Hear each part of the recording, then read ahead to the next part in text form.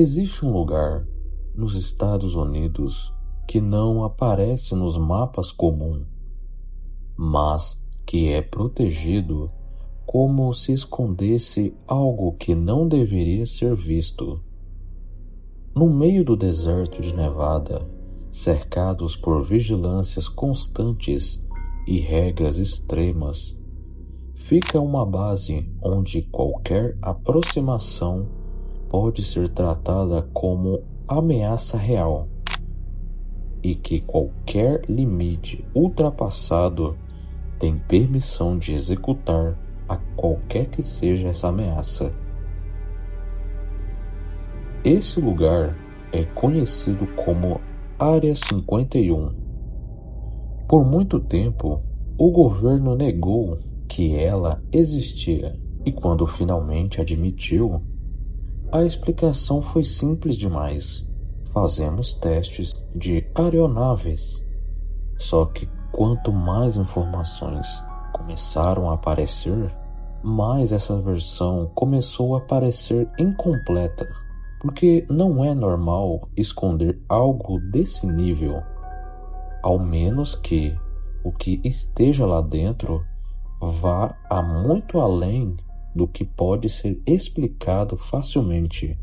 E o mais estranho é que ao longo dos anos, pessoas começaram a surgir dizendo que viram coisas ou até trabalharam ali dentro. Relatos que, separados, parecem só histórias, mas quando se juntam, começam a apontar para algo muito mais sério. E quando você conecta esses relatos com eventos reais que aconteceram fora dali, a história muda completamente de direção. Um dos nomes mais conhecidos quando se fala da Área 51, Bob Lazar. No final dos anos 80, ele afirmou que foi levado para trabalhar em uma instalação chamada S4, próxima à base principal. Segundo ele, não era um lugar comum, e o seu trabalho também não era comum. Lazar disse que foi apresentado a um projeto pelo físico Edward Teller e que a sua função era estudar o sistema de propulsão de uma das 9 aeronaves que estavam guardadas ali. No começo, ele acreditou que era apenas projetos secretos do próprio governo, tecnologias avançadas, mas ainda humana. Só que essa ideia começou a ter dúvida. No momento em que ele teve acesso direto a uma dessas estruturas, ele descreveu um objeto em formato de disco, completamente liso, sem qualquer tipo de emenda, sem solda, sem parafusos, como se estivesse sido moldados em uma única peça. Mas o mais estranho estava por dentro. Não havia fios, nada de circuitos, nada que lembrasse a qualquer engenharia conhecida. Era como se aquilo funcionasse como base em algo totalmente diferente. Foi nesse ponto que Lazar começou a considerar que aquela estrutura poderia não ter sido feita por humanos. E então vem um detalhe que até hoje divide opiniões. Segundo ele, essas naves utilizavam um elemento químico que na época nem sequer existia oficialmente. O elemento 115 hoje é conhecido como moscóvio. Esse material, segundo Lazar, funcionava como uma fonte de energia capaz de gerar um campo de antigravidade.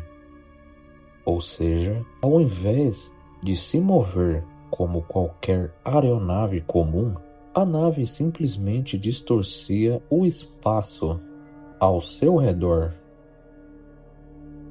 Não seria a velocidade, seria como encurtar a distância entre dois pontos, como se o destino fosse puxado até você. Anos depois, os cientistas conseguiram sintetizar o elemento 115 em laboratório, mas de forma extrema instável. Isso não prova que Laser estava certo, mas também não explica como ele falou sobre isso antes de existir oficialmente. Ele também afirmou que esse elemento não existe naturalmente na Terra e que poderia ter vindo de outra região do universo. Em algumas entrevistas, chegou a sugerir que esse material teria sido fornecido por uma civilização não humana, mas até aqui ainda dá para existir dúvidas, ainda dá para tratar tudo isso como relato. Agora, o que vem a seguir não é uma teoria, é um acontecimento real. Durante a Guerra Fria, surgiu um dos projetos mais secretos da CIA. Ficou chamado como MK-Ultra. E diferente da Área 51, isso foi confirmado. Durante anos, pessoas foram usadas como cobaias sem saber. Pacientes, civis, pessoas comuns que acreditavam estar sendo tratadas, quando na verdade estavam sendo testadas. Drogas, substâncias que causavam alucinações, eram administradas sem aviso. Choques elétricos eram aplicados repetidamente e técnicas psicológicas eram levadas ao limite. O objetivo era claro: quebrar a mente humana e tentar reconstruí-la do zero. Em alguns casos, os testes iam além do que qualquer pessoa conseguiria suportar. Pessoas eram mantidas em isolamento total, sem luz, sem som, sem noção do tempo.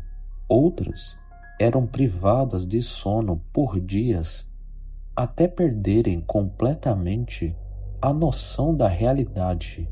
Houve casos em que pacientes foram colocados em coma, induzindo por semanas, e enquanto acordavam, não era mais o mesmo.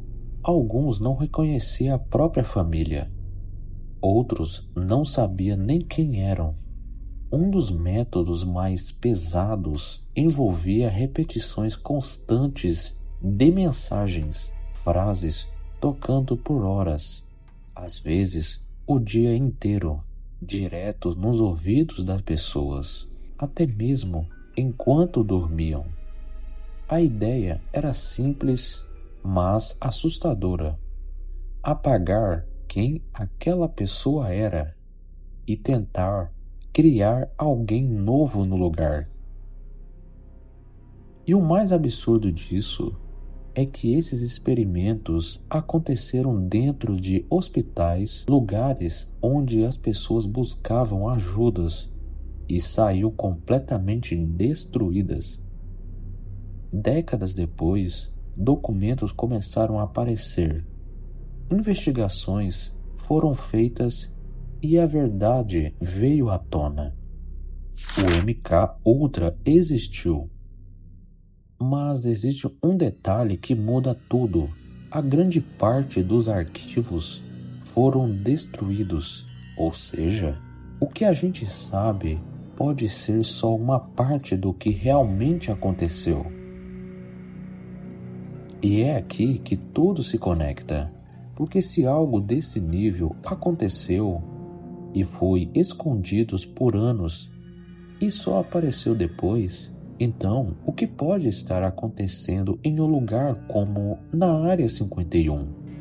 Um lugar onde ninguém entra, ninguém vê e ninguém fala. No final, existem duas possibilidades. Ou tudo isso são apenas histórias exageradas, ou existe algo sendo estudado e mantido em segredo por um motivo que a gente ainda não entende. E talvez a pergunta mais importante não seja o que existe lá dentro, mas por quanto tempo coisas assim conseguem ficar escondidas, que só será parado quando houver uma descoberta ou vazamento de informação. E enquanto isso não aconteça, o processo não para.